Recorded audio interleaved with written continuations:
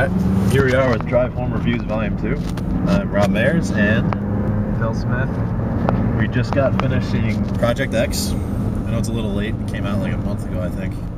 But we were both kind of looking forward to it and was decided to go see it today. Phil, what do you think?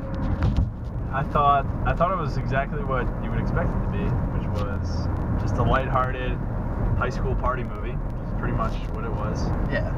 If you took it for anything more, I mean, obviously, I don't know anybody personally, but if you thought it was like a real thing, What, that it was actually like a documentary footage? That it was a real party or whatever, then you probably would have been disappointed. But it was fun. I mean, it was a good movie. I laughed a lot. Like, there's a lot of funny one-liners and situations. I like how Universal played into that and just had the disclaimer at the beginning, like, thank you for whoever contributed, and we apologize to anybody whose house was damaged during the filming. Yeah. Which automatically that made me laugh right there. Yeah.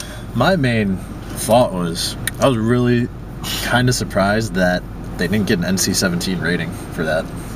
Because it had everything in it that there's drug use, weed, ecstasy, smoking, drinking, as much swearing as you've ever heard in a movie. Yeah. Naked girls left and right, sex, violence, and just a lot of crazy shit. And I'm kind of surprised that they let that slide with an R rating. Yeah, I can see.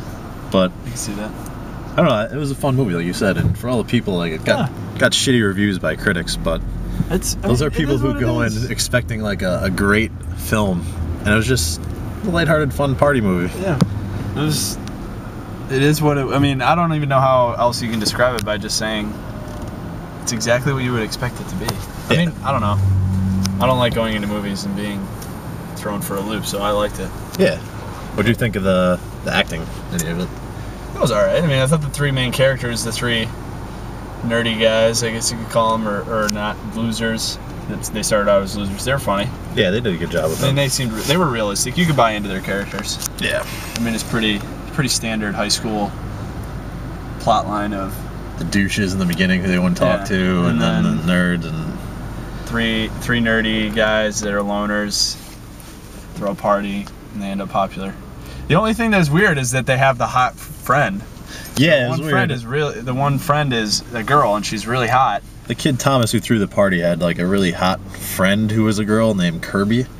And she was way too hot for their group of friends, and she was just with she's like a lifelong friend. I guess somebody he grew up with, and ended up being his babe for the movie. But naturally, they hit a little rough patch.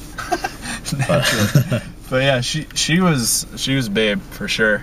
I mean, and another part that was awesome was the soundtrack was great. Like, man, I forgot about that. Soundtrack was really cool. A lot of cool songs, a lot of songs that you know that we've enjoyed from parties and bars and stuff, and then a lot of new ones that just kind of found your head bobbing every once in a while. Yeah, I mean, it's exaggerated a lot. I mean, it's really unrealistic at the end with how big the party gets, and but it starts off just like any party that you or I have ever been to, either in college or even now, or high school. Even high school or even now, yeah.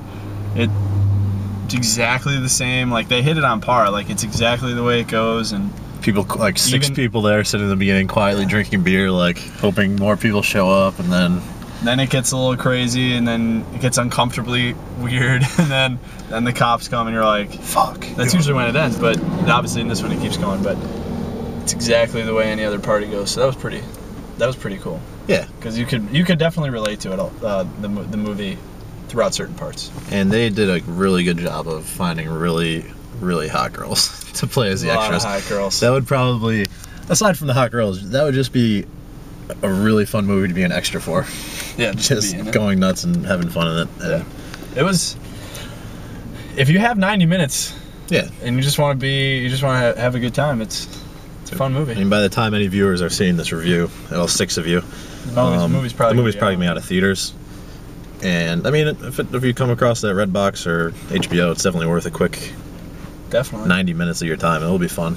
And unless this is my mom, because anybody over the age of 25 would probably fucking hate this movie. Yeah, that's a good point. But I mean, it plays to its demographic, and everybody, I guarantee, I haven't heard anybody who is our age who saw it and didn't like it, because it is what it is. If you actually see it. If you don't see it, then no. I mean, I'm talking about people who like our age that have seen it. Everybody I've talked to has enjoyed it. Yeah. So I mean, it's not like breakthrough movie of the year. But, no. Exactly. It's good. All right, well, not much more to talk about. Rating or? Yeah, we're gonna give our rating. Phil, out of 10. Here's the thing I don't understand.